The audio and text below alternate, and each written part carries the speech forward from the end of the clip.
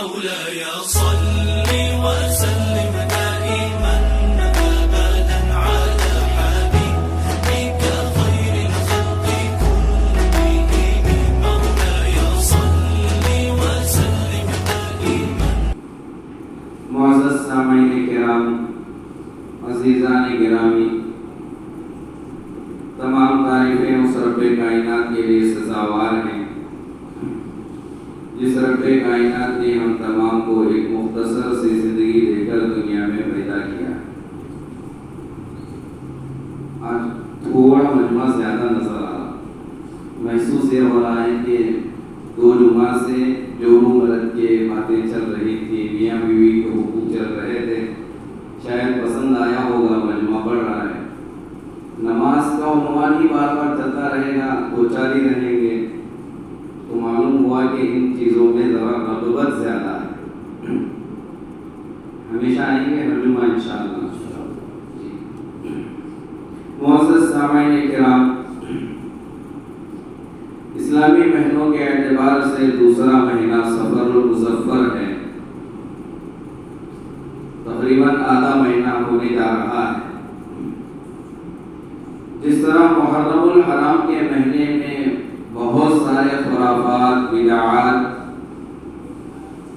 مسلمانوں کے گھروں میں، مسلمانوں کے زندگیوں میں پائی جاتی ہیں، صفر المظفر کے مہینے میں بھی کچھ غلط عقائد، غلط نظریات، غلط چیزیں مسلمانوں کے درمیان رائج ہیں. کچھ غلط عقیدے آ گئے ہیں مسلمانوں کے درمیان. صفر المظفر کے مہینے کو نعوذ باللہ منحوس، نحوست والا مہینہ سمجھا جاتا ہے. حالانکہ اگر غور کیا جائے، صرف کسی اور کی طرف گئے بغیر قرآن کی طرف، حدیث کی طرف، شریعت کی طرف نظر ڈالنے سے پہلے اگر اس مہینے کے ترجمے پر بھی غور کریں گے تو یہ مہینہ نحوست والا نہیں ہے، سمجھ میں آ جائے. زبان سے کہیں کہ نہیں ہے مہینہ سفر کا نحوست والا، لیکن جب ہماری لڑکی کے نکاح کی تاریخ فکس کرنے کے لیے بیٹھتے ہیں تو سفر میں نہیں طے کرتے. تو زبان سے تو کہتے ہیں مسلمان سفر کا مہینہ بھی اللہ کا مہینہ، یہ مہینہ نحوست والا نہیں ہے، لیکن پسند نہیں کرتے کہ ہمارے بیٹے کا نکاح سفر میں ہو، پسند نہیں کرتے کہ ہمارے بیٹی کا نکاح سفر میں ہو. کیوں؟ وہ ہے کہ عمل سے ہم لوگوں کو یہ بتا رہے ہیں کہ یہ مہینہ نحوست والا مہینہ ہے. اگر اس ماہ مبارک میں، اس ماہ میں اگر ہم نکاح کریں گے تو طلاق ہو جائے گا، خلا ہو جائے گا، میاں بیوی کے درمیان محبت نہیں رہے گی. لہذا اس مہینے میں نکاح نہ کیا جائے. اس مہینے میں نکاح کرنے سے لوگ خصوصاً مسلمان ڈرتے ہیں. حالانکہ سفر کے ساتھ جو صفت لگی ہوئی ہے المظفر والی، اس کا ترجمہ ہے کامیاب. یہ وہ مہینہ ہے جو کامیابی دینے والا، کامیابی دلایا ہوا، اس میں مفعول کا صیغہ ہے. صفر المظفر کامیابی دلایا ہوا مہینہ. تو جس مہینے کے ساتھ کامیابی لگی ہوئی ہو، جس مہینے کے ساتھ ظفر، کامیابی، ظفریابی لگی ہوئی ہو، وہ مہینہ منحوس کیسے ہو سکتا ہے؟ تو یہ اس مہینے کے اندر ہمارا عقیدہ یہ بن گیا کہ یہ مہینہ منحوس ہے، تو وہ ہے کہ ہمارا عقیدہ شریعت کے خلاف، قرآن کے خلاف، حدیث کے خلاف ہے. ہاں اگر کسی نے نکاح کر دیا اپنی بیٹی کا، اپنے بیٹے کا، کسی اور کا، اور قدرت کا فیصلہ ہوا، تقدیر میں لکھا گیا تھا طلاق ہونا، خلا ہونا، اب طلاق ہو گیا، تو پھر اس طلاق کی نسبت سفر کی طرف کرنا غلط، اس خلا کی نسبت سفر کے مہینے کی طرف کرنا غلط. کیونکہ جو کچھ ہوتا ہے وہ کسی مہینے کی وجہ سے نہیں ہوتا. کوئی آفت مسلمانوں پر، کسی لڑکی پر، کسی لڑکے پر، کسی کے نکاح پر، کسی کے تجارت پر، کسی کی زندگی پر کوئی مصیبت، کوئی آفت، کوئی بلا آتی ہے تو وہ کسی جگہ کی وجہ سے، کسی مہینے کی وجہ سے، کسی انسان کی وجہ سے نہیں آتی، بلکہ وہ تو اللہ کے جانب سے آتی ہے. اللہ تعالیٰ تقدیر میں اللہ تقدیر میں لکھا ہوا ہوتا ہے وہ مصیبت آتی ہے، اللہ تقدیر میں لکھا ہوا ہوتا ہے تجارت میں نقصان ہوتا ہے، اللہ تقدیر میں لکھا ہوا ہوتا ہے بیٹی کا نکاح ختم ہوتا ہے، اللہ تقدیر میں لکھا ہوا ہوتا ہے ہم پر کوئی بیماری آتی ہے تو بیماری کی نسبت کسی مہینے کی طرف کرنا، مصیبت کی نسبت کسی انسان کی طرف کرنا، اور اسی طرح کسی بلا کی نسبت کسی اور انسان کی طرف کرنا شریعت کی روشنی میں دیکھا جائے تو غلط ہے۔ کیوں؟ نہ کوئی مہینہ منحوس، نہ کوئی دن منحوس، نہ کوئی انسان منحوس، یہ غلط باتیں معاشرے میں چل پڑی ہیں۔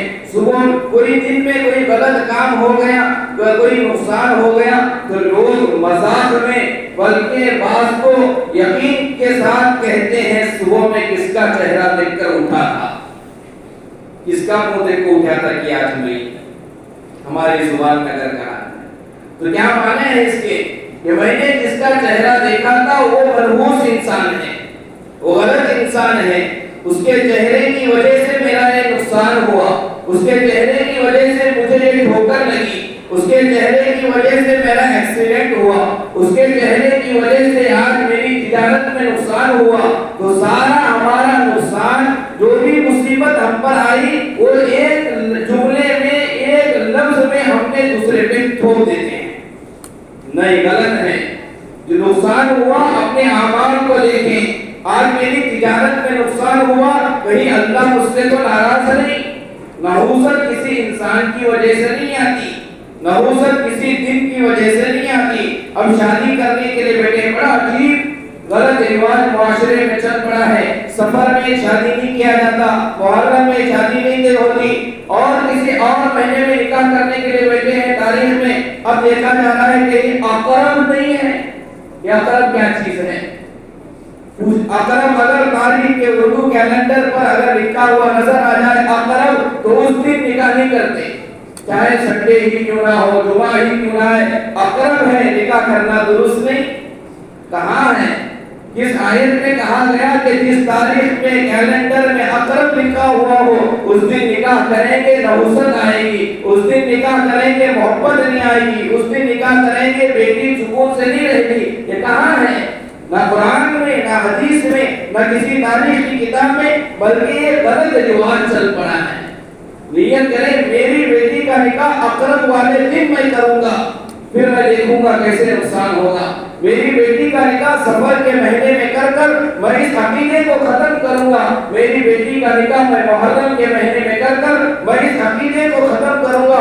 اپنی زندگی سے اس کی شروعات کریں، پھر عقیدے ختم ہو جائیں گے، غلط عقائد۔ کہ سفر کے مہینے میں نکاح کرنا غلط، تاریخ کا مطالعہ کریں۔ حضرت فاطمہ رضی اللہ عنہا، اللہ کے نبی علیہ الصلوۃ والسلام کی لخت جگر،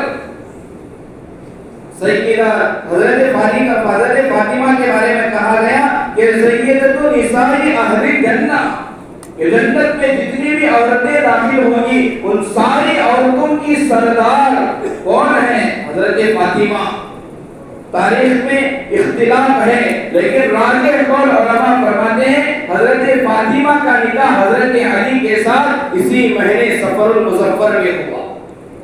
اگر سفر کا مہینہ منحوس ہوتا، سفر کے مہینے میں نکاح کرنے سے زوجین کے درمیان سے محبت ختم ہوتی، سفر کے مہینے میں نکاح کرنے سے وہ نکاح باقی نہ رہتا، اگر یہی عقیدہ درست ہوتا تو پیارے آقا علیہ الصلوۃ والسلام ہم تمام کے نبی امام الانبیاء تاجدار مدینہ اپنی لخت جگر فاطمہ کا نکاح حضرت علی کے ساتھ اس مہینے میں نہ کرتے۔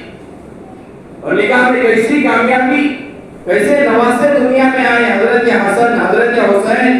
اگر حضرت حسین نہ ہوتے تو کربلا کی تاریخ نہ ہوتی، حضرت حسن نہ ہوتے تو اسلام کو جو تعاون حضرت حسن سے ملا وہ نہ ہوتا، تو سفر کا مہینے میں نکاح کرنا منحوس ہوتا تو پھر فاطمہ کا نکاح ٹوٹنا چاہیے تھا۔ فاطمہ کے بدن مبارک سے حسن پیدا نہ ہونا تھا، فاطمہ کے بدن مبارک سے حسین کا وجود نہ ہونا تھا۔ تو سب سے بڑی مثال تو حضرت فاطمہ کا نکاح ہے ہمارے لیے۔ جن نوجوانوں کا نکاح نہیں ہوا اس غلط عقیدے کو ختم کرنے کے لیے نیت کریں میرا نکاح سفر میں ہو تاکہ میں اس عقیدے کو ختم کروں۔